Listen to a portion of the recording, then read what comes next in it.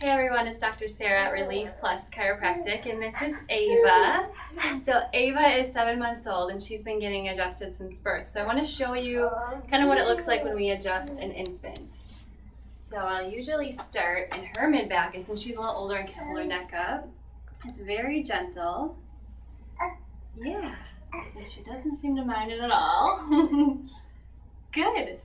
And then a lot of times I'll check her lower back too, since she's moving around quite a bit. And we'll lift you right on your tummy there. Atta girl. Tummy for me. There you go. And it's usually just a quick check, and she's pretty good there today. And then as we check her neck, we lay you flat on your back here. Hi. Good. And then it's just a slight pressure in her neck here. There you go. Very good. And it's as easy as that. So you can see with babies, their biggest trauma to their spine is actually during birth.